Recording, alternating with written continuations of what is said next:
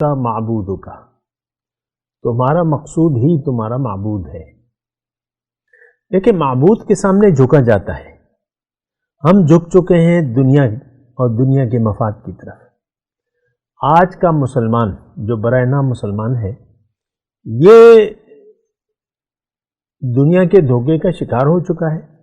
اب اس کی ترجیح جو ہے وہ دنیاوی مفاد ہے، پھر اس کا جھکاؤ جو ہے وہ دنیا کی طرف ہے، یعنی مفاد دنیا۔ آج دیکھ لیں، ہم سب مفاد دنیا کے لیے زندگی گزار رہے ہیں۔ جو رشتے بھی ہم نے بنائے ہوئے ہیں، تو ہر ایک رشتہ ہمارا دنیاوی رشتہ ہے اور مفاد دنیا کے تحت ہے۔ اعوذ باللہ من الشیطان الرجیم، بسم اللہ الرحمن الرحیم۔ اللہم صلی علی سیدنا محمد معدن الجود والکرم وآلہ وسلم۔ سامعین و ناظرین اکرام، السلام علیکم ورحمۃ اللہ وبرکاتہ۔ آج کا ہمارا موضوع، کیا ہمارا مقصود حیات صرف دنیا کی زندگی ہے؟ دیکھیں، لگتا تو یہی ہے اور حقیقت تو یہی ہے کہ صرف دنیا ہی ہمارا مقصود حیات ہے۔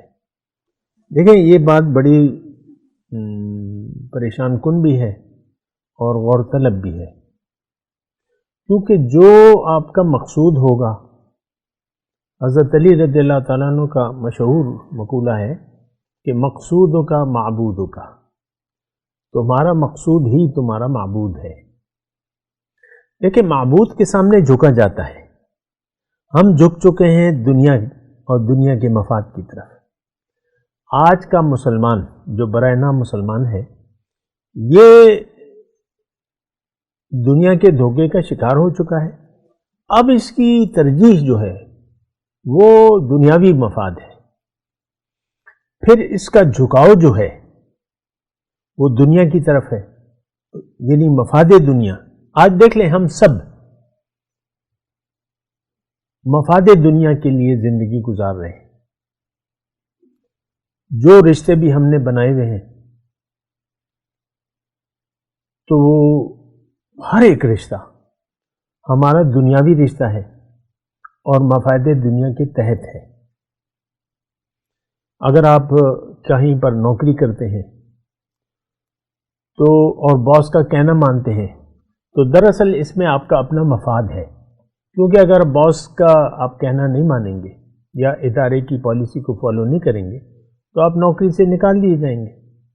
مثال کے طور پہ عرض کر رہا ہوں، ہم میں سے ہر شخص اپنے مفاد کا پابند ہے اور اس کے سامنے جھکا ہوا ہے۔ اب یہ ایک بہت بڑی ایک لعنت ہے، میں کہوں گا کہ آپ ظاہر کے بندے بن گئے، آپ دنیا کے بندے بن گئے، آپ دنیا کے طلبگار دنیا کے طلبگار ہو گئے۔ گزشتہ نشست میں میں نے آپ کو کہا تھا، اللہ تعالیٰ نے ہمیں دو گروہوں میں تقسیم کر دیا ہے، منکم من یرید الدنیا ومنکم من یرید الآخرہ۔ تم میں سے کچھ لوگ تو دنیا کے طالب ہیں اور بعض جو ہے آخرت کے طالب ہیں، لیکن ہم جب آپ دیکھیں، اپنا احتساب کرنا چاہیے، اپنے آپ کا احتساب کرنا چاہیے کہ ہم کس کے سامنے جھکے ہوئے ہیں، ہمارا ارادہ کیا ہے۔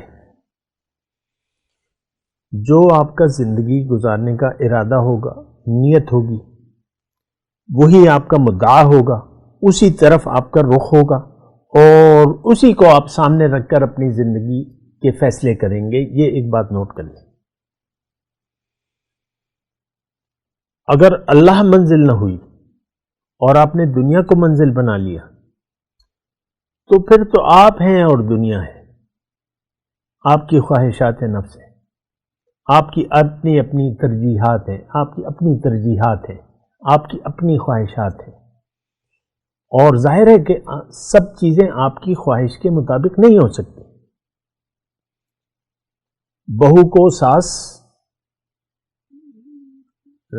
ساس سے شکایت ہوگی، ساس کو بہو سے شکایت ہوگی، والدین اولاد سے شاکی ہوں گے، اولاد والدین سے شاکی ہوگی. اسی طرح معاشرے میں جو ہے یعنی ظاہر ہے آپ کی خواہش کے تحت تو سارے کام نہیں ہو سکتے. یہ دنیا تو ایسے نہیں ہے کہ آپ کی مرضی چلے، ایسے نہیں ہے. آپ کو کسی نہ کسی کے تابع ہونا پڑے گا، اور آپ تابع ہو چکے ہیں دراصل اپنے مفاد دنیا کے. پھر اس میں جو آپ کی خواہشات پوری نہیں ہوتی تو پھر آپ پریشان ہو جاتے ہیں، ڈپریس ہو جاتے ہیں. ابھی 2 دن کی بات ہے، آج تاریخ ہے 30/12/2022. 2 دن پہلے انڈیا کی ایک 20 سال کی اداکارہ نے یعنی شو کے سیٹ پر، یعنی جو اس کا میک اپ روم تھا وہاں پہ اپنے آپ کو پھندا لگا کے وہ کر لی، پھانسی دے دی اپنے آپ کو. آپ چیک کر لیں، BBC میں آئی ہے وغیرہ وغیرہ. اس کا دل ٹوٹ گیا تھا، جو بھی وجہ تھی میں اس کی تفصیل میں نہیں جاتا، لیکن ہر جگہ تو آپ کا دل نہیں جوڑا جائے گا. اور انسان، میں دیکھتا ہوں کہ انسان بعض اوقات اپنی زندگی ختم کر لیتا ہے یا ختم کرنے کی سوچتا ہے. تو بہرحال یہ ساری پریشان کن باتیں ہیں. دیکھیں، مقصود حیات کے گرد یہ آپ گھومتے ہیں. انسان جو بھی زندگی کا مقصد کا تعین کر لے، یہ اسی کے تحت گھومتا ہے، سارے فیصلے اسی کے تحت کرتا ہے. بعض اوقات اولاد جو ہے چھوڑ دیتی ہے والدین کو. مغربی دنیا میں تو ایک عام معمول ہے کہ بچہ 18 سال کا ہو جائے تو وہ بس آزاد ہوتا ہے. بہرحال میں اس کی بات نہیں کر رہا. دیکھیں، منزل کی بات ہے. اگر ہم دنیا کے دھوکے کا شکار ہو گئے تو اللہ کی ہمیں اب کوئی پرواہ نہیں ہوگی. اللہ کی ہدایت کی اور رسول کے طریقہ کار، اسوہ حسنہ، اس کی ہمیں آج دیکھ لیں. یہ تو یعنی کوئی خاص دلائل کی اس میں ضرورت نہیں ہے. آج کا مسلمان جو برائے نام مسلمان ہے، سب کے سب اللہ کی ہدایت اور رسول کے طریقے سے بے نیاز ہو کر زندگی گزار رہے ہیں. کیوں؟ کہ اب ہمیں ضرورت ہی نہیں رہی. قرآن کو تو صدیاں ہو گئی مسلمان نے چھوڑ دیا ہے. آپ دیکھ لیں، صرف قرآن کا ایک ظاہر ہے، اس کا رسم الخط باقی ہے. قرآن کی ہدایت، قرآن سے ہدایت لینا یا اس پر سوچ و بچار کرنا، تدبر کرنا، یہ ہماری عادت نہیں ہے. آپ دیکھ لیں، اپنی سطح پر دیکھ لیں. آج کا مسلمان زیادہ سے زیادہ قرآن ناظرہ کے طور پر پڑھنا چاہتا ہے. اپنے بچوں کو بھی آپ پڑھوا دیتے ہیں، پیسے ٹھیلے دے کر قاری صاحب کو ادھر ادھر سے. تو ہم سب تو دنیا کے لیے زندگی گزار رہے ہیں. میں آپ کو یہ کہہ رہا ہوں کہ ضرورت اس بات کی ہے کہ ہم اپنے مقصد وجود پر توجہ کریں. دیکھیں، ایک بات جو ہے بالکل واضح ہے، اگر آپ نے اللہ سے رخ پھیر لیا اور تو آپ کا رخ پھر دنیا کی طرف ہو جائے گا. جب آپ نے اللہ کی ہدایت سے رخ پھیر لیا تو اب آپ